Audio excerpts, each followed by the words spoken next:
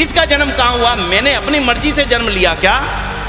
आपने अपनी मर्जी से घर चुना था क्या? कौन से घर में जन्म लेना है? फिर किस बात का दंड देते हो, किस बात की सजा देते हो? सोचो तो सही। उस परमात्मा के राज्य में, उस परमात्मा की सृष्टि में हर एक तो बराबर है। उस परमात्मा ने अगर वर्गीकरण किया होता तो सूरज उसको कम देता, मुझे ज्यादा देता। परमात्मा ने उसको सूरज बराबर दिया, पानी बराबर दी, जमीन बराबर दी, हवा बराबर दी, ऑक्सीजन बराबर दी। मैं भला भेदभाव करने वाला कौन? सोचो सही, मैं भला भेदभाव करने वाला कौन? बंधुओं, सनातन संस्कृति जागरण संघ का जब नाम मैंने सुना, आदरणीय ओम प्रकाश जी ने कहा था कि कार्यक्रम यहाँ पर भीनमाल में हो रहा है, तो मन में बहुत लंबे समय से इच्छा थी आदरणीय स्वामी अग्निव्रत नैष्ठिक जी के स्थान को देखने की, उनसे मिलने की। तो मुझे लगा दोनों काम हो जाएंगे, चलना चाहिए। तो आज आपके बीच में उपस्थित हूँ। पहली बार इस भूमि पर आना हुआ, उसके लिए ईश्वर का आभार करता हूँ, धन्यवाद करता हूँ। आचार्य अग्निव्रत जी ने अपने प्रवचन में एक बात रखी थी कि भारत विश्व गुरु था। हमारे माननीय मोदी जी एक बात अपने भाषणों में अक्सर रखते हैं कि भारत विश्व गुरु बनेगा।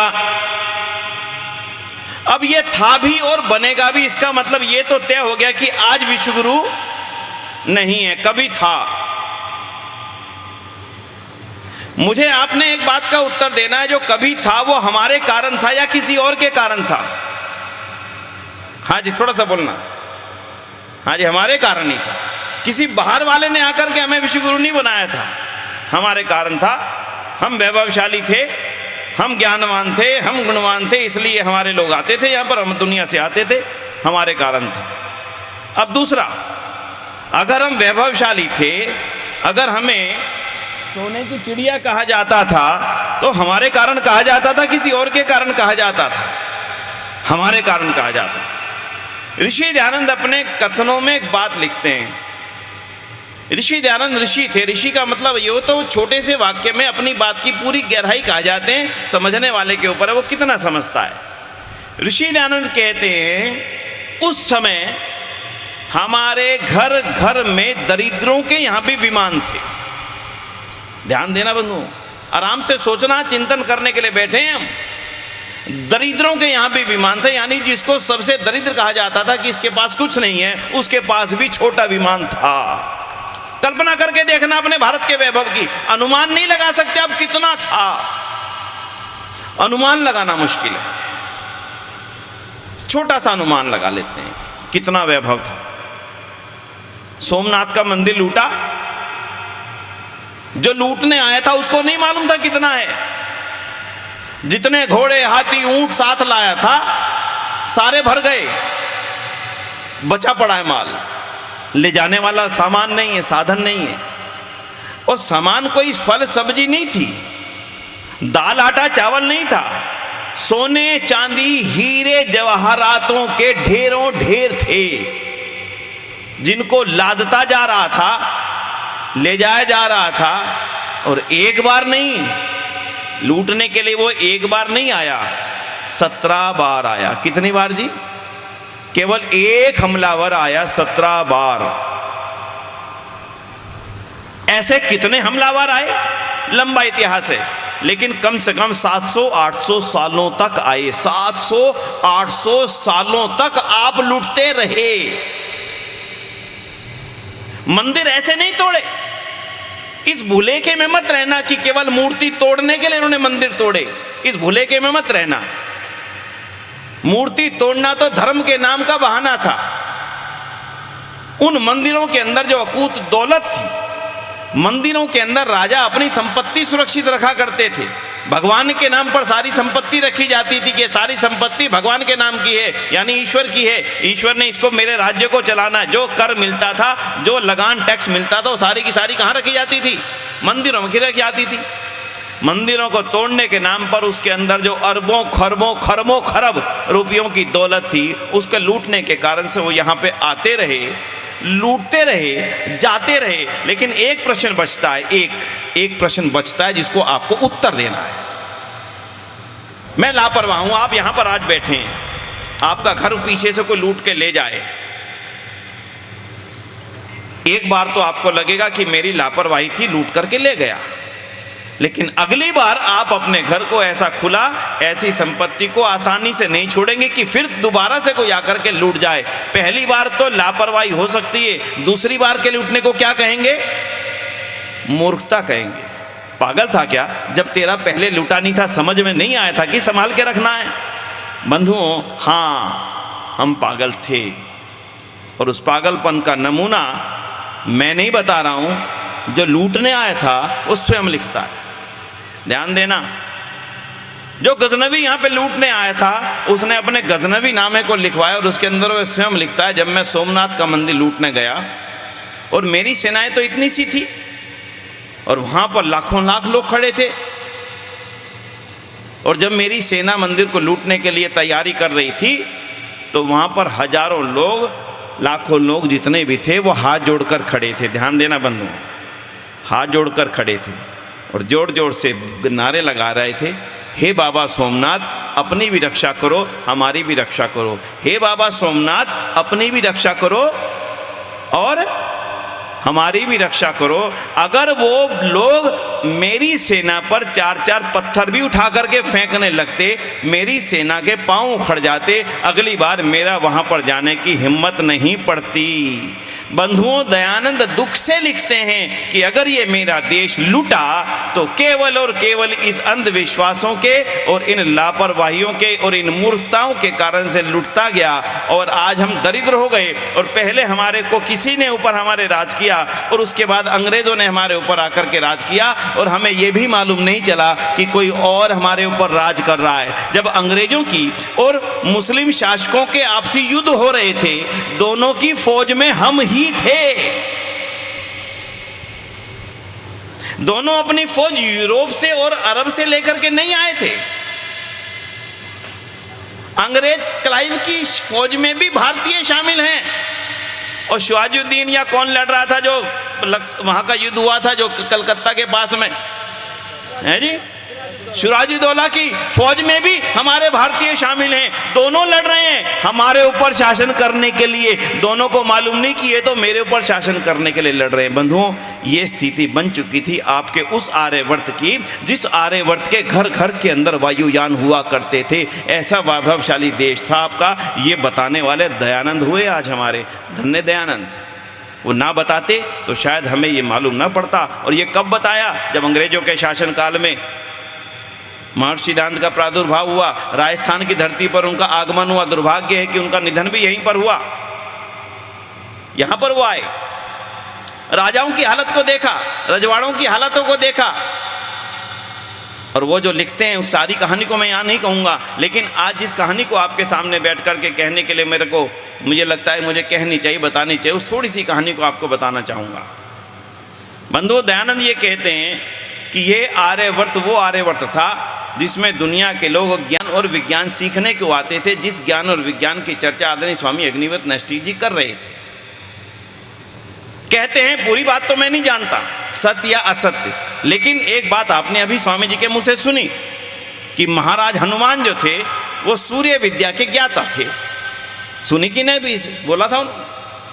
और हम जब ज्ञान गुण सागर वो उनकी वो गाते हैं क्या, हनुमान चालीसा, तो उसमें बोलते हैं कि सूर्य राम वो हनुमान ने अपने किस में रख लिया था? मुख में रख लिया था। अब भाई सूर्य को तो मुख में नहीं रखा जा सकता, लेकिन इसके पीछे का एक तर्क है, क्यों इसको क्या कहा जाता है कि सूर्य को मुख में रख लिया था। वस्तुतः जो सूर्य विद्या है, जो सूर्य सिद्धांत है, उस सूर्य सिद्धांत के ज्ञाता ऋषि थे, ज्ञाता विद्वान थे वीर हनुमान। और उस ज्ञाता होने के कारण से, विद्वान होने के कारण से, क्योंकि उन्होंने सूर्य विद्या का पूर्ण ज्ञान प्राप्त कर लिया था और इस मुख से वो सूर्य विद्या को दुनिया को बताने में सक्षम थे, इसलिए कभी कभी लोग कह देते थे तुमने तो पूरे सूर्य को ही अपने मुख में धर लिया है। जैसे आज किसी को कोई कह दे भाई साहब आप तो इतिहास के बहुत बड़े ज्ञाता हो, और वो ये कहे भाई साहब आपने तो इतिहास को घोट घोट करके पी रखा है। अब बोलो इतिहास को घोट घोट करके पीने का क्या मतलब बना? यही मतलब हुआ ना कि आप इतिहास के ज्ञाता हो। वैसे ही हनुमान भी सूर्य विद्या के ज्ञाता थे। वायुयान थे उन दिनों में, रावण भी वायुयान पे आया था, हनुमान भी वायुयान पे वो बूटी लेने के लिए गए थे, और वापसी जब लंका से वापसी अयोध्या में जाना हुआ तब भी वायुयान में गए थे। कोई नई चीज नहीं थी इसमें। हाँ, हम गरीब हो गए, हम अज्ञानी हो गए, हम दरिद्र हो गए और हम गुलाम हो गए।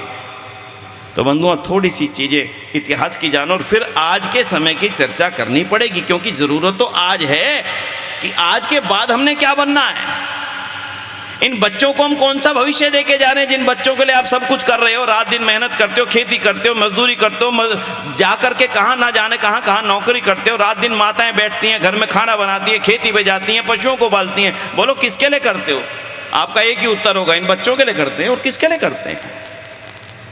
लेकिन बंधुओं, जिन बच्चों के लिए आप ये करते हैं, उनके लिए भविष्य आने वाले समय का कौन सा है, थोड़ा सा आज उस पर दृष्टि डाल करके चलना। हमारा देश इस परिस्थिति में कैसे आया, उसकी एक घटना सुनाता हूँ छोटी सी, आपको विचार करके देखना। कहीं इस क्षेत्र में वो परिस्थितियाँ पैदा तो नहीं हो रही, कहीं इस क्षेत्र में हम उसी दिशा में तो नहीं जा रहे। इस देश में जब अरबी लोगों का आना हुआ तो वो स्थान था केरल। इस भारत में कोई मस्जिद नहीं थी, कोई चर्च भी नहीं थी, गांव गांव में मंदिर थे, गांव गांव में वेद पाठशालाएं थी, हर गांव के अंदर वेद बोलने वाले थे। गरीब से गरीब व्यक्ति भी संस्कृत में बात करता था, वेद मंत्र के साथ में अपनी बात को शुरू करता था। वेद का ज्ञानी था, वेद का ज्ञाता था। तो केरल के अंदर की घटना जरूर मैं आपके सामने रखूंगा, और एक दो घटनाएं, ताकि आपको आज ये महसूस होना चाहिए कि मैं अपने आगे आने वाली पीढ़ी को किस प्रकार का भारत देना चाहता हूं, किस प्रकार का भारत दे करके जाना चाहता हूं, और उसकी तैयारी आपको आज से करनी पड़ेगी। केरल के अंदर मसाले बहुत हुआ करते थे और उन मसालों का व्यापार होता था, और जब व्यापार होता तो हमारा एक अंधविश्वास आड़े आता था। हमारा अंधविश्वास क्या था कि कोई हिंदू समुद्र पार नहीं कर सकता, अगर कोई हिंदू समुद्र पार कर लेगा तो उसको उसका धर्म भ्रष्ट हो जाएगा। बस इसी डर के कारण से समुद्र पार हमारा करना मना हो गया था, और इसी का लाभ उठाया उनके व्यापारियों ने। वो हमारे देश में आए केरल में, और समुद्र रास्ते आकर के हमारे मसालों का व्यापार करने लगे। अब आपके यहाँ पर जो भी कुछ होता, मुझे पता लगा, मैं रास्ते में पूछ रहा था मोतीलाल जी से कि क्या होता है, उन्होंने बोला जीरा होता है यहाँ पर बहुत ज़्यादा। मुझे नहीं पता कितना इस क्षेत्र में होता होगा। आपके यहाँ पे 1 रुपये का जीरा ले जाए और दिल्ली जाके 20 रुपये का बेच दे, और आपको कल पता लग जाए तो आप क्या करोगे? हम पागल हैं क्या 1 रुपये का जीरा इसको बेचें हुए, दिल्ली जाके 20 में बेचे? हम अपने आप जाएंगे, अपन अपने बेटे को बेचेंगे, जा तो दिल्ली की मंडी में इसको 18-19 में तो बेच के आएगा। यही व्यापार है ना जी, इसी को कहेंगे व्यापार। केरल के राजा को पता लग गया कि जो मसाले ये अरबी व्यापारी लेने आते हैं, हमारे यहाँ से 1 रुपये का लेके जाते हैं, वहाँ 50 रुपये का बेचते हैं, इतना घाटा। उसने अपने लोगों की वो बुलाई कि भाई हम अपना व्यापार खुद करेंगे, तो हमारे व्यापारी जा कर के वहाँ पर अपने मसाले बेच के आएंगे। राज पंडित खड़े हो गए, राजन क्या बात करते हो? अरे ये वेद विरुद्ध है, समुद्र पार करने से हमारे इन सबका धर्म तो भ्रष्ट हो जाएगा, ऐसा कैसे होगा? अच्छा क्या करना चाहिए? तो एक रास्ता निकाला गया। बंधु आराम से सोचना, हम अपनी दुर्गति के खुद जिम्मेदार हैं, किसी और ने हमारी ये स्थिति नहीं बनाई। रास्ता निकाला गया और ये कहा गया हमारे राज्य में एक कनीस जाति होती है। ये हमारा दुर्भाग्य है कि हमने ऊंच नीच को इतना बड़ा समझ लिया कि उसी को धर्म मान लिया। जब उसी को धर्म मान लिया तो स्वामी जी ने बताया था जो गलत धर्म होता है वो भ्रष्ट करके रख देता है, बर्बाद करके रख देता है, और इसी ऊंच नीच का परिणाम हुआ। बोले हमारे राज्य में कनीस जाति होती है, छोटी जाति मानी जाती थी। उस जाति के लोग मल्लाह का काम करते थे, समुद्र में जाके मछली आदि पकड़ने का काम करते थे। उस जाति के एक एक बच्चे को मुस्लिम बना दिया जाए, और क्योंकि हिंदू का धर्म भ्रष्ट होता है वहां जाने में, मुस्लिम का धर्म भ्रष्ट नहीं होगा, इसलिए ये हमारे राज्य की तरफ से व्यापार करने जाएंगे। घोषणा कर दी गई, अरब से मौलवी बुलाए गए, राज दरबार में एक एक बच्चे को, बड़े बच्चे को, सबको, बड़े बच्चे, तेरा बड़ा बच्चा आ जा, तेरा बड़ा बच्चा आ जा, तेरा बड़ा बच्चा आ जा, सबको बैठा करके मुस्लिम बनाया गया और उनको नामें दे करके अपना व्यापार करने के लिए भेजा गया। बताना जी किसने बनाया था उनको मुस्लिम? किसने बनाया था? बोलो ध्यान से। मैंने बनाया। वो गए व्यापार करने मजबूरी में, रोते पीटते गए। जब वापिस आए तो बोलो किसके घर में घुसेंगे? वापिस जा करके अपने घर में जाएंगे ना। अपने भाई के घर में जाएंगे जहाँ भाई रहते हैं, परिवार रहता है। जब अपने घर में गए तो दूसरी घोषणा कर दी गई कि ये जिस घर में जाएंगे, ये जिनके साथ में खाना पीना खाएंगे, वो भी मुस्लिम हो गए। और ऐसे करते करते हमने अपने हाथों से तलवारें उनके सामने पकड़ा दी, उनके हाथों में, कि अब हमने अपनी एक बहुत बड़ी दुश्मनी की टोली बना ली है, अब तुम्हारा जो चाहे आए मर्जी करो। और ऐसे कर करके केरल में, मलयालम में भाई को पिल्लई बोलते हैं और बड़े भाई को महापिल्लई यानी बड़ा भाई। तो हर परिवार के एक एक बड़े भाई को बनाया गया था, इसलिए वो बड़े भाई को बनाते बनाते बनाते बनाते वो महापिल्लई करते करते मोपला बन गया। आप अभी जाने के बाद में आप सबके पास मोबाइल हैं, उठा करके देखना मोपला और केरल का क्या संबंध है। वीर सावरकर नाम जरूर सुना होगा आपने। वीर सावरकर ने इस पूरे मोपला के इतिहास के ऊपर एक पुस्तक लिखी, उसका नाम है मोपला। और उस पुस्तक के अंदर उन्होंने उस सारी घटना का वर्णन किया। ऐसे करते करते 1921 आ गया। 1921 के अंदर जो घटना घटी थी बंधुओं, वो थोड़ा सा आराम से सुन लेना, आराम से। 1921 के अंदर उत्तरी केरल के अंदर मोपलाओं की संख्या इतनी बड़ी हो गई कि उन्होंने एक निर्णय ले लिया। और उनका निर्णय ये था कि अब इस पूरे के पूरे क्षेत्र में केवल और केवल मोपलाओं का राज होगा और किसी को यहाँ पर रहने की अनुमति नहीं होगी। और 1921 जून के अंदर एक बड़ा भारी नरसंहार किया गया। पूरी रात से शुरुआत की गई, जगह जगह माइकों से घोषणाएं की गई, अब कोई भी गैर मोपला इस राज्य में रहेगा नहीं, या मार दिए जाएंगे, या मुस्लिम बना लिए जाएंगे, या फिर भगा दिए जाएंगे। और 3 ऑप्शन के सिवाय दूसरी कोई ऑप्शन चौथी नहीं रहेगी। और रात रात के अंदर जो कत्लेआम शुरू हुआ वो भारत के रक्त रंजित इतिहास का एक बहुत बड़ा हिस्सा है। वीर सावरकर उसकी छोटी सी कहानी लिखते हैं, केवल वो लाइन बताने के लिए मैंने आपके सामने घटना रखी। एक गरीब हिंदू बहन, कनिष्ठ जाति की, जो नीची जाति कही जाती थी, मैं फिर दोबारा दोहरा रहा हूँ, कही जाती थी, हमारी मूर्खताओं के कारण से कही जाती थी, हमारी बहन थी, हमने बड़ा पराई माना, हमने छोटी माना, नतीजा हमने देखा। वो छुपती छुपाती मोपलाओं से एक जमींदार के घर के बाहर पहुंच गई, कहने लगी मुझे बचाओ, मोपला मुझे मारने को आते हैं। वो अपनी मंबर पर खड़ा था ऊपर, नौकर को आदेश दिया इसको अंदर मत आने देना। अरे मोपला मुझे मारने आते, मुझे बचा लो भाई, मुझे बचा लो, राजा मुझे बचा लो। ना, तेरे को बचा करके मैं अपना धर्म भ्रष्ट कर लूं? यानी कि तेरे को अगर मैंने अपने घर के अंदर ले आया, जिसको दूरी 64 फुट की थी, 64 फुट से निकट उसको आने नहीं देते थे। ये स्थितियां थी बंधु हमारे ही अपने भाइयों की, हमने बनाई थी, किसी और ने नहीं बनाई थी। वो महिला कहती है मैं वहाँ से बचते बचाते गांव के मंदिर में पहुँच गई और मंदिर में मुझे लगा मुझे यहाँ पर शरण मिल जाएगी, मेरा जीवन यहाँ बच जाएगा। जैसे ही मैं मंदिर के अंदर जाने वाली थी, गेट को खोलने वाली थी, गेट का मंदिर का पुजारी जोर से चीख पड़ा, अंदर आने की कोशिश मत करना, इस मंदिर को अपवित्र मत होने दूंगा, मैं तो इस मंदिर को पवित्र रहने दूंगा, तेरे आने से मंदिर अपवित्र हो जाएगा, इसलिए अंदर मत आने देना। वो चीख रही है बहन मुझे बचा लो, मेरी इज्जत आबरू, मुझे मारना चाहते, मोपला मेरे पीछे पड़े, मैं रात को बचती हुई आई हूँ, मंदिर के आसरे आई हूँ, बचने नहीं दिया। जब वापसी मुड़ती है तो वो जो शब्द है वो बड़ा मार्मिक शब्द है। वो लिखती है, अपनी आत्मकथा लिख रही है क्योंकि बाद में बची थी, वो अपनी आत्मकथा में लिखती है, जब मैं वापस मुड़ रही थी तो मैंने देखा कि मंदिर की ड्योढ़ी पर कुत्ता सोया हुआ है। समझे कि नहीं बंधु? उस मंदिर की ड्योढ़ी पर कुत्ता तो सो सकता है, पर वो मेरी बहन, उसमें रक्षा के लिए मैं उसको अंदर घुसा करके मेरा मंदिर अपवित्र हो जाएगा। बंधुओं, अगर अपनी बहनों के अस्तित्व की रक्षा करने से मेरे मंदिर अपवित्र होते रहेंगे तो मान करके चलना यहाँ गजनवियों का ही शासन होगा, मेरा और आपका शासन यहाँ पर रहने वाला नहीं। इसलिए आज मन के अंदर एक विचार करके जाना, मैंने बहुत भूलें कर ली, सो हो गई, सो हो गई, जिन कारणों से भी हुई सो हुई, लेकिन आज इस राम और कृष्ण के जितने भी अनुयायी इस देश के अंदर हैं वो मेरे ही भाई और बहन हैं। उनको छोटा मानने की भूल करने वाला ही दुनिया में सबसे छोटा व्यक्ति है, उससे छोटा और कोई है ही नहीं। जो भूल हुई सो हुई, आज मन से यहां इस मंदिर में निकाल करके जाना। नीलकंठ महादेव, वो शिव जिसने समाज की उन्नति के लिए विष पी लिया, मैं अपने भाई और बहनों को गले लगाने से डरता हूं उसी मंदिर में बैठ करके। विचार पक्का करके जाना बंधु। एक दुर्भाग्य और हुआ, हमारे हिंदू जाति के अंदर इतनी दुरावस्था नहीं थी जितनी बता दी गई, जितनी फिल्मों से दिखा दी गई, जितनी ऊंच नीच बताई गई, इतनी स्थितियां हमारे यहाँ खराब थी नहीं। कुछ भूलें थी, मानता हूं थी, लेकिन जिनके अंदर इससे भी भयंकर भूलें थी उनकी आपको जानकारी नहीं होगी। मैं आज जानकारी देकर के जाऊंगा।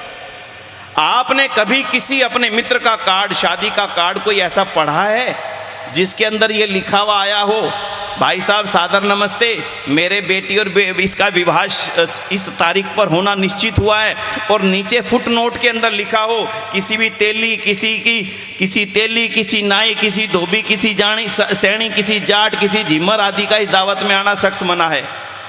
हाँ जी, कभी पढ़ा है क्या आपने? किसी ने पढ़ाओ जी आज तक? हिंदू जाति में जो ऊंच नीच थोड़ी बहुत ही मानी जाती है, कभी किसी ने अपनी शादी के कार्ड में ये छपवाया तो नहीं आज तक?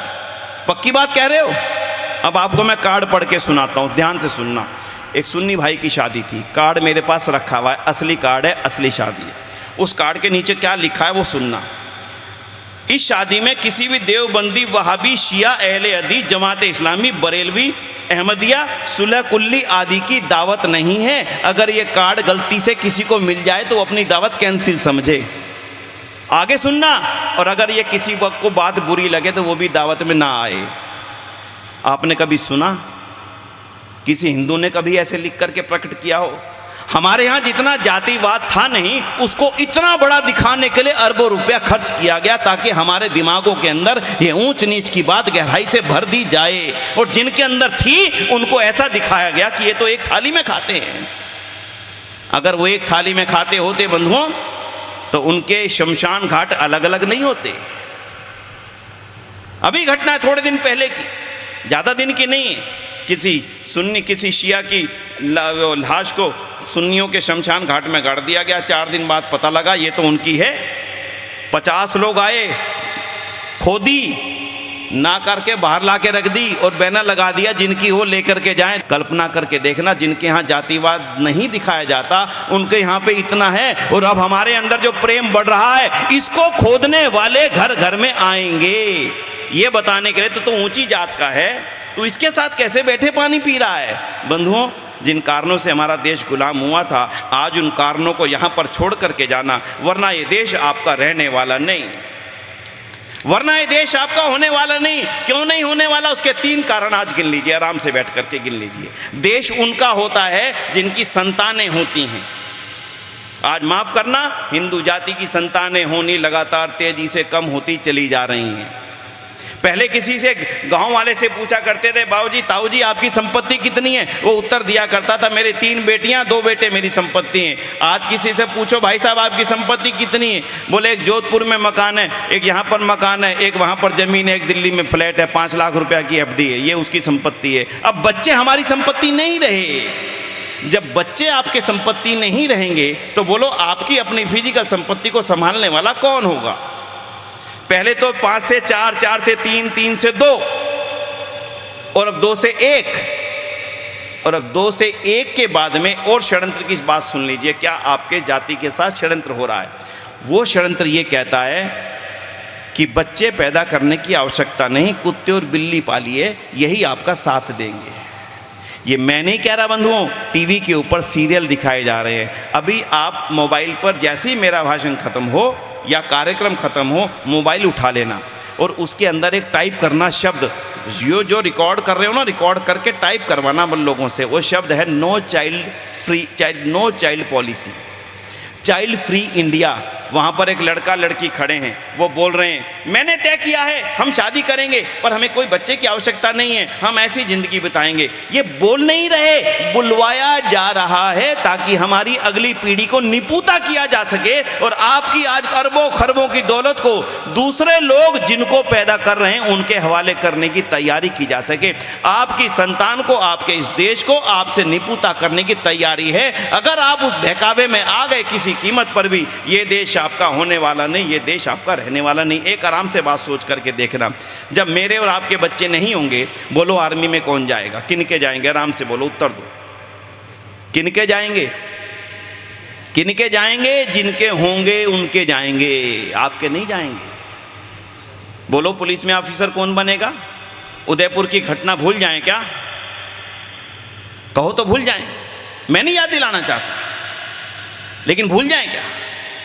अगर आपके बच्चे नहीं होंगे तो पुलिस में कौन जाएगा, आपके बच्चे नहीं होंगे तो आर्मी में कौन जाएगा, और जिन खेतियों को आपने बड़े पुण्य से और बड़े मेहनत से आपके पूर्वजों ने पैदा किया है, बड़ी बड़ी खेतियों को, आने वाले समय में उन खेतियों पे खेती करने वाला होगा कौन?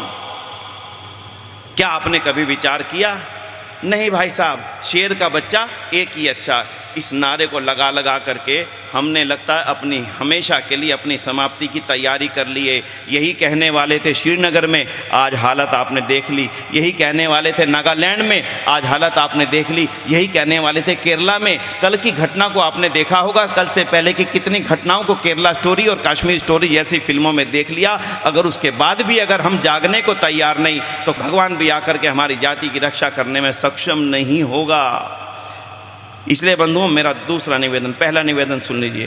पहला निवेदन है आज समाज की ओर से, आपको रिश्ते बचाइए। सबसे पहले अपने परिवार के रिश्ते बचाइए। हमारे सारे रिश्ते समाप्त हो रहे हैं। अगली पीढ़ी में आने वाले समय में देख लेना, आपके बच्चों के ना बुआ होगी, ना मामा होगा, ना चाचा होगी, ना मौसी होगी, ना ताई होगी, ना दादा, कुछ होगा ही नहीं। किसके सहारे जिएगा? आने वाले समय में भाई के बहन भी नहीं होगी, बहन के भाई भी नहीं होगा, अकेला है, चाहे बहन है चाहे भाई है, एक ही है। किन रिश्तों के सहारे वो जिएगा? किन रिश्तों के सहारे वो अपनी जिंदगी को बिताएगा? हम सोचने में सक्षम नहीं रहे। एक्चुअली हम नहीं, कोई और हमें सुना रहा है, कोई और हमें समझा रहा है। हमारा टीवी, हमारा वीडियो, हमारे सोशल मीडिया हमारे को ज़बरदस्ती उस ओर प्रेरित कर रहा है। इसलिए आज आराम से माताओं के सामने मैं निवेदन करता हूँ, हमारे बच्चे ही हमारी वास्तविक संपत्ति हैं। इन्हीं संपत्ति को बढ़ाइए। यही हमारी संपत्ति का और 10 गुना विस्तार करेंगे। यही हमारी संपत्ति को बढ़ाएंगे, यही देश को बनाएंगे, यही देश की रक्षा करेंगे। और यही अगर देश में किसी ने घुसना चाहा तो यही भगत सिंह बनेंगे, और यही राम प्रसाद बिस्मिल बनेंगे, यही लाला लाजपत राय बनेंगे। और नहीं तो फिर नादिर शाह ही इस देश में आएंगे, यहाँ पर गजनवी ही और मोहम्मद गोरी ही इस देश में आएंगे, और अहमद शाह अब्दाली ही हमारे बने बनाए किलों को तोड़ने की साजिश रचता रहेगा। बंधुओं, सीखा उसका भविष्य समाप्त होगा ही होगा, दुनिया उसको बचाने में सक्षम नहीं हो सकती। और दूसरा निवेदन, गले लगाइए। इस क्षेत्र के लिए विशेष रूप से मैं कह के जाना चाहता हूं, इधर राम है, इधर कृष्ण है, दोनों ने उदाहरण दिए हमें। एक ने भिलनी के झूठे भेर खाए, उसने तो नहीं सोचा छोटी है, उसने नहीं सोचा कौन सी जाति की है। राम, वो मर्यादा पुरुषोत्तम राम, खा रहे हैं बेर बैठ करके उसके निकट। क्यों? वो जानते थे मेरी बहन है, इसलिए बेर खाए, प्यार से खाए, झूठे खाए, शर्माए तो नहीं। जब 5 लाख साल पहले के राम भिलनी के बेर खा रहे हैं, तो भला हमारे को उसके साथ बैठ कर के, उसके साथ अपने बच्चों को परिवार के साथ बैठ कर के दिवाली मनाने में क्या बुराई है? भाई बोलो तो सही, एक बार विचार करके देख लो। एक बात सुन लेना, जिस दिन आपने उन सबको यहाँ बैठा करके इकट्ठा दिवाली और होली मनानी शुरू कर दी, दूसरों की मननी बंद हो जाएगी। विचार करके चल लेना। आज उनकी इसलिए मनती है क्योंकि हमारी दिवाली और होली एक वहाँ मनाता है, एक वहाँ मनाता है। इकट्ठे इन मंदिरों के प्रांगणों में आइए, रंग गुलाल लेकर के आइए, पता ही ना लगे कौन ऊंचा कौन नीचा। फिर देखना हिंदुस्तान दोबारा से विश्व गुरु बनता है कि नहीं बनता। आज विचार पक्का करके जाइएगा। मन में कोई छोटा मोटा आपके मन में हिलन आ जाए ना, छोड़ना नहीं। ये मेरे देश का वासी है, इसके जन्म लेने में इसकी गलती तो नहीं है। इसका जन्म कहां हुआ? मैंने अपनी मर्जी से जन्म लिया क्या? आपने अपनी मर्जी से घर चुना था क्या? कौन से घर में जन्म लेना है? फिर किस बात का दंड देते हो, किस बात की सजा देते हो? सोचो तो सही। उस परमात्मा के राज्य में, उस परमात्मा की सृष्टि में हर एक तो बराबर है। उस परमात्मा ने अगर वर्गीकरण किया होता तो सूरज उसको कम देता, मुझे ज्यादा देता। परमात्मा ने उसको सूरज बराबर दिया, पानी बराबर दी, जमीन बराबर दी, हवा बराबर दी, ऑक्सीजन बराबर दी। मैं भला भेदभाव करने वाला कौन? सोचो सही, मैं भला भेदभाव करने वाला कौन? इसलिए बंधुओं, आज पक्के मन में लेकर चलना कि वो मेरे भाई हैं, और एक ही तरीका है उसका, जिसकी जो ज़रूरत पूरा कर सको। ये मंदिर इसलिए बने थे, अमीर आदमी चढ़ावा चढ़ा करके जाएगा और गरीब आदमी को अपनी ज़रूरत का कुछ मिलेगा। मंदिरों की काबिलियत इसी में है। अमीर आदमी आएगा, अपने घर से कुछ लाएगा, यहाँ चढ़ाएगा, और जिसके पास कुछ नहीं है वो भी यहाँ आएगा, उसका पेट भी यहाँ से भरेगा, उसकी झोली भी यहाँ से भरेगी। जिस दिन मंदिरों में ये दोनों काम होने शुरू हो गए, मान करके चलना, आपके देश को तोड़ने का सामर्थ्य किसी में नहीं होगा। चाहे कोई कितने से बड़ा आकर के बड़े से बड़ा भाषण दे करके यहाँ से चला जाए, हमारे बीच में दरार डालने की जो लोग कोशिश कर रहे हैं, ये अगड़े हैं, ये पिछड़े हैं, ये और अति पिछड़े हैं, ये और नीचे, ये और नीचे, इतनी फूट डालने वालों को हमारा एक ही उत्तर होगा, हम सब भाई ही हैं। इसलिए बंधुओं, आज इसी चीज की इस देश को वास्तविकता में जरूरत है। छोटी चीज ना मान लीजिएगा इसको। और तीसरी अंतिम चीज और सुन लीजिएगा, बहुत बड़ा क्रिश्चियनाइजेशन हो रहा है, बहुत ज्यादा। राजस्थान के अंदर 300 साल से क्रिश्चियन मिशनरी लगी थी, बड़े बड़े स्कूल खोल करके, आबू में जाकर के देख के क्रिश्चियन मिशनरी स्कूल खोले थे। उद्देश्य एक ही था, इनके बच्चों को ईसाई बनाना है, और कोई उद्देश्य नहीं था, एक ही उद्देश्य था। एक हमारी बहन बन गई, क्रिश्चियन बन गई आंध्र प्रदेश में, आर्य समाज के साथ संपर्क हुआ, मिलन हुआ, वापसी आई, बैठक हुई, उसने एक प्रश्न रखा मेरे सामने, बस वो मेरा आज की बात का अंतिम प्रश्न है। उसने मेरे सामने प्रश्न रखा, विनय जी मैं गांव जाती हूँ, गांव में जिनको क्रिश्चियन बना लिया गया, ईसाई बना लिया गया, कभी कभी मैं उन बहनों से मिलती हूँ कि तुम ईसाई क्यों बन गए। उसने एक उत्तर दिया, एक बहन मुझे मिली कि मैं विधवा हो गई थी और मेरे 2 बच्चे थे, मैं चाहती थी उनको अच्छा पढ़ाना, तो मैंने एक गांव के अच्छे स्कूल में बच्चों को भर्ती कर दिया। उस साल बारिश नहीं हुई, मेरे खेत में खेती नहीं हो पाई, मुझे तो थोड़ी बहुत ही कमाई होनी थी, वो हो नहीं पाई, मैं बच्चों की फ़ीस नहीं भर पाई। जब फ़ीस नहीं भर पाई तो मैं, किसी ने कहा कि मंदिर जाओ, मंदिर में शायद तुम्हारा दुख का नितारा हो जाए। जब मैं मंदिर गई तो पुजारी ने मुझे बड़े प्यार से बात की, उसने कहा शायद भगवान तुम्हारी सुन ले, तुम 11 रुपये का प्रसाद चढ़ाओ इसमें। अब बोली मेरे पास तो खाने की भी रोटी नहीं थी, मैं प्रसाद कहाँ से चढ़ाती। मैं दुखी होकर के वापसी आ गई। मुझे एक गांव पड़ोस में रहने वाली महिला ने बताया, चर्च में जाओ। बोली वहाँ क्या होगा, बोले जाओ तो सही। जब मैं चर्च में गई तो पादरी ने मुझे कहा, अच्छा बच्चे की फ़ीस चाहिए, अच्छा ऐसा करो मैं 3 महीने की फ़ीस दे देता हूँ और फिर 3 महीने के बाद फिर से आके मिलना, देखेंगे आगे क्या व्यवस्था होती है। उसने मुझे फ़ीस दी और मैं जा कर के स्कूल में जमा करा करके आई। और अब मैं 3 महीने के बाद जब वहाँ पर गई, उसने मुझे 1 साल के फ़ीस की व्यवस्था करके दे दी। जो मेरे साथ मेरी बहन बैठी थी, चर्चा कर रही थी, उसने कहा कि विचार करके बताओ विनय जी कि वो बहन अगले बार कहाँ जाएगी। किसको सोचना है ये बात?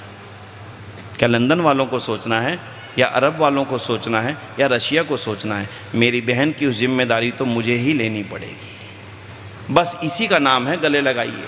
आपके परिवार में या आपके पड़ोस में और आपके गांव के अंदर किसी विधवा बहन की कोई ज़रूरत को आप अपने कमाई हुई राशि से पूरा कर सके, आप समझ लेना यही आपने सबसे बड़ी देशभक्ति का काम कर दिया। इससे बड़ी देशभक्ति कोई है नहीं। आपने किसी गरीब बच्चे की फीस पढ़ करके उसे पढ़ा दिया, वो बड़ा बन गया, आप समझ लेना कि मैंने अपना देशभक्ति का फर्ज पूरा कर लिया। बंधुओं, पिछले दिनों में काशी विश्वनाथ गया था। काशी बहुत शानदार भव्य मंदिर बना, इसको देख करके बड़ी प्रसन्नता है, बड़ा शानदार बनाया। जिन्होंने बनाया मैं उनको साधुवाद करता हूँ, उन्होंने अपने धन का बहुत सदुपयोग किया, बड़ा शानदार बनाया, सुंदर बनाया। वो भी बड़ा भव्य मंदिर बना। उस मंदिर के पीछे से निकल करके आलू पूड़ी की दुकानें, हो सकता आप में से भी कुछ गए हों। सुबह सुबह का समय था, गंगा से नहाने के बाद एक इच्छा होती, खा लो भाई। हम भी खाने के लिए बैठ गए। हलवाई की दुकान थी, लाल रंग की धोती लपेटी हुई थी, जैसी लकड़ी की मेज बेंच पर बैठे। अंदर से दुख क्या हुआ, जो कोंचा चला रहा था पतीले के अंदर, उसके गले में क्रॉस टंगा हुआ था। अरे मैंने कहा तेरे गले में क्या है? शर्माया नहीं, क्रॉस है। मैंने कहा ये कैसे, कहाँ मिला? बोले पास वाली चर्च है वहाँ से मिला। अरे मैंने कहा तू मंदिर के नीचे बैठा, इतना दुनिया का प्रसिद्ध मंदिर है, इसके नीचे तू बैठा है और तू क्रॉस ले रहा है। उसके शब्द सुनना बंधुओं, ये मेरे सुने हुए शब्द हैं, बनावटी शब्दों का प्रयोग मैं नहीं किया करता, मेरे सुने हुए शब्द हैं। उसने बोला इन्होंने हमारे पूर्वजों को मंदिर में जाने कब दिया? किसके मुंह पर थप्पड़ था? बोलना जरा, आराम से सोच करके जाना। मंदिर आपका देश बम के ढेर पर खड़ा है, चारों ओर की शक्तियां आपके ऊपर नजर गड़ाए हुए हैं। वो आज भी जानती हैं 1000 सालों से जितना इस देश को लूटा था, उससे कहीं अधिक धन आज भी भारत के अंदर मौजूद है। केरल का एक मंदिर है छोटा सा, पद्मनाभ स्वामी का मंदिर, उसके 7 दरवाजे खुल चुके हैं, 1 दरवाजा खुलना बाकी है। और उसके अंदर अनुमान से जो बताया जाता है 1,32,000 करोड़ रुपए का साधन उस एक मंदिर के एक गोदाम में अभी भी बंद है। कल्पना करके देखना अपने भारत के सौभाग्य की। इसलिए गलत फहमियों को आज से दूर करिए, अपने परिवार को मजबूत करिए। मेरे परिवार के अंदर सारे रिश्ते बचने चाहिए। पहले घर थे छोटे, बच्चे थे इतने, अब घर इतने बड़े हो गए, रहने वाला कोई नहीं। जो 2 हैं उनमें भी एक को लंदन भेज रहे हैं, एक को अमेरिका भेज रहे हैं, और गांव की चौपाल पर बैठे बड़े खुश होकर के कहते हैं मेरा पोता अमेरिका चला गया। अरे तेरा पोता तो अमेरिका चलेगा, तेरी इस कोठी को संभालने वाला कौन आएगा? जिसके इतने होंगे वो आएगा, तेरे को मजबूरी में देनी पड़ेगी। सोच कर देखना। इसलिए दोबारा से 3 निवेदन करता हूं, अपनी संतानों को मजबूत कीजिए, यही देश की रक्षा है। अपने पड़ोसियों को और अपने गांव के अंदर कोई छोटा ऊंचा बड़ा ना रह जाए, जिसकी जितनी सहायता कर सको। होली पे उसके घर जाना, दिवाली आने वाली है ना, अपने घर के साथ मत मनाना, उस बहन को बुलाना, उस परिवार को बुलाना, आओ मिलकर के दिवाली मनाते हैं। क्या है दिवाली मनाने में? एक अच्छा सा मिठाई का डिब्बा लीजिए, कुछ पटाखे लीजिए, जो अपने बच्चों के लिए लीजिए वो थोड़े से उसके बच्चों के लिए भी लीजिए, और खुद जाकर के दे के आना कि बहन तूने भी दिवाली मनानी है, देखो तो सही। उसके और अंदर आपके जो प्रेम का संबंध बनेगा वो आपकी ढाल होगी। वही हिंदू जाति की बाजुएं हैं, उन बाजुओं को काटने का अपने आप काम मत करें। अगर वो बाजू कट गए तो निहत्था सिपाही कभी किसी दौड़ में, कभी किसी फौज में काम नहीं कर सकता बंधुओं। इसलिए और अधिक क्या कहूँ, आप सब मेरे से बहुत अधिक जानकार हैं, मेरे से बहुत अधिक समझदार हैं। अपने क्षेत्र की ज़रूरतों को पूरा करेंगे, हिंदू रहेगा, हिंदू जाति की मजबूती रहेगी तो ही देश आपका रहेगा। अन्यथा तो पैलेस्तीन और इजराइल के बीच में जो युद्ध चल रहा है ना, वो भारत के भविष्य की एक छोटी सी लघु झांकी ही है। आपके आसपास पैलेस्तीन पल रहे हैं, दिल्ली के आसपास, राजस्थान में भी कई जगह पर, अनेक जगह पर पैलेस्तीन बन रहे हैं। मुझे मालूम नहीं है, आंखें मूंदने से कभी समस्याएं ख़त्म नहीं हुआ करती हैं। इसलिए अपने आप को इजराइल के रूप में मजबूत बना लो, पैलेस्तीन से अपने आप छुटकारा मिल जाएगा। एक ही तरीका है। इसलिए सरकारों के भरोसे बहुत ज़्यादा मत रहना। सरकारें आती जाती रहेंगी, सरकारों का मुख्य काम अपना राज्य करना है, लेकिन इस राज्य को अपना बना करके रखने का काम आपका ही है। ये छोटे छोटे बच्चे बैठे ना, ये बच्चा इधर आएगा, बेटे आगे आइयो, वो बच्चा बेटा आजा, हाँ जी इधर आजा। भाई मैं तो इस बच्चे को जानता नहीं हूँ, क्या नाम है बेटा तेरा? हैं? इधर आ, इधर आजा। ये देखो भाई, मैं ये आजा आजा, वैसे आजा, वैसे आजा, इधर आजा। ये बच्चा है, नाम लोकेश। मैं इससे एक प्रश्न पूछूंगा, उत्तर यही देगा, आप मत देना। बेटा जंगल का राजा कौन होता है? ये देखो कितनी देर में उत्तर दिया है। जंगल का राजा कौन होता है जी? बताना जी, माइक पे जोर से बोल। माइक चल नहीं रहा अभी। जंगल का राजा शेर होता है, ये बच्चा कह रहा है। कोई बात नहीं, सुन गया, बोल दे। शेर। शेर होता है। भाई जो इसके माता पिता यहाँ पर आज बैठे हैं ना, वो घर पे जाकर के इसे प्यार से समझाना, जंगल का राजा कभी शेर होता था। अब लोकतंत्र है, अब राजतंत्र नहीं है। अब जंगल का राजा शेर नहीं हो सकता। शेर जंगल का राजा तभी हो सकता है जब शेर के वोट ज़्यादा हों। अगर इस जंगल के अंदर गीदड़ों के वोट ज़्यादा होंगे तो जंगल का राजा गीदड़ ही बनेगा। इस जंगल में गधों के वोट ज़्यादा हो जाएंगे तो जंगल का राजा गधा ही बनेगा। शेर को बाहर बांध देंगे खूंटी के साथ में, तू यहाँ बंधा रहे, तेरा काम इतना सही है, वोट देने आ जाना। इसलिए आप शेर आज हो, लेकिन अगर शेर बन के रहना है लोकतंत्र में तो शेरों की संख्या बढ़ानी पड़ेगी। अगर शेरों की संख्या कम होती गई, इस बच्चे का वाक्य अधूरा रह जाएगा। इसलिए राजतंत्र में शेर राजा होता था, लोकतंत्र में शेर केवल तब राजा बनता है जब शेरों की संख्या ज़्यादा होती है। यहाँ केवल सिरों की गिनती होती है, बाकी यहाँ किसी की गिनती होगी नहीं। इसलिए इस बच्चे को आराम से बैठ करके समझा देना, आने वाला समय इनका है जिनके लिए हम सब कुछ कर रहे हैं। इसलिए शेर बन करके रहना, ये माता शेरों वाली है, ये भारत माता को शेरों वाली कहा जाता है। इसलिए शेर बन करके तभी रह सकते हो जब अपनी मजबूती को बरकरार रखोगे, अपने घर से भी और अपने आसपास के लोगों को भी। और और जो कभी भूल से, तलवार के डर से कहीं चले गए थे, किसी और के पाले में पहुंच गए थे, किसी भी कारण से प्रेम से, प्यार से निमटा के, फुला के वापिस ला करके इसी पंडाल में बैठा करके यज्ञ करवा देना, जनेऊ पहना देना, फिर तो इस देश की मजबूती का कोई कारण और होगा ही नहीं। और मैं ये भी निवेदन कर दूं आपसे कि अगर आप इन बातों को और जानना चाहें तो 3 पुस्तकें जरूर पढ़ लेना। और 3 पुस्तकों के नाम मैं बोल रहा हूँ, याद ना हो तो भाई जो मोबाइल में याद करना चाहे ना कर लेना। पहली पुस्तक का नाम है मोपला, जरूर पढ़ना। बड़ी बड़ी धार्मिक पुस्तकें आपके काम आ पाएँ ना आ पाएँ, लेकिन ये पुस्तक आपको जगाने का काम कर देगी। उसका नाम है मोपला, वीर सावरकर की लिखी हुई पुस्तक है मोपला। आराम से सुन लो, दोबारा बोलता हूँ, मोपला, MOPLA। अभी ऑर्डर कर दोगे अमेज़न पर, अभी आ जाएगी। अमेज़न पर ऑर्डर करिए, कोई ज़्यादा नहीं है, सारी 4 पुस्तकें मिला के 150-200 रुपये की होंगी, कोई 5-10 हज़ार की पुस्तकें नहीं है। और दूसरा यहाँ नाम है युग धर्म। युग धर्म पुस्तक एक छोटी सी पुस्तक है, केवल 100 पन्नों की, लेकिन वो आपको ये एहसास दिला देगी कि मैं क्या हूँ और मुझे अब क्या करना है। और तीसरी पुस्तक का नाम है हिंदू संगठन। स्वामी श्रद्धानंद जी महाराज की लिखी हुई वो पुस्तक है, हर हिंदू को पढ़नी चाहिए ताकि वो अपने इस देश को मजबूती से अपना बना करके रख सके। तो इसलिए 3 पुस्तकों को मैं यहाँ पे आपसे निवेदन करूँगा। कार्यक्रम ख़त्म होने पे ही हमारे जो संयोजक महोदय, अगर इनको आप लिखवा देंगे ना तो ये सबके लिए मंगा करके आपको दे देंगे। ज़रूर पढ़िए, अपने बच्चों को पढ़ाइए ताकि ये देश मेरा बना रहे, ताकि ये देश हमेशा मजबूत बना रहे। और जिस विश्व गुरु की बात कभी ऋषिदान करते हैं वो विश्व गुरु देश मेरा दोबारा से बन सके। दोबारा बोलता हूँ, मोपला, हिंदू संगठन और युग धर्म, ये 3 पुस्तकें जरूर मंगा करके पढ़िएगा। यहाँ पर पुस्तकों का स्टॉल लगा हुआ है, यहाँ से आप क्या लेके जाएँ प्रसाद। भोजन तो सामान्य प्रसाद है, असली प्रसाद पुस्तकें हैं। कोई ना कोई पुस्तक, अच्छी पुस्तक, वीर बालक की पुस्तक, किसी महान विद्वान की पुस्तक, कोई ऋषि ध्यान की पुस्तक, स्वामी ध्यान के साहित्य, जितना भी है कुछ ना कुछ पुस्तक अपने घर में लेकर के जाना ताकि आपके बच्चे आपके इस रास्ते पे चले। इन्हीं शब्दों के साथ में आप सभी का आभार। ओम शांति, ओम शम, धन्यवाद।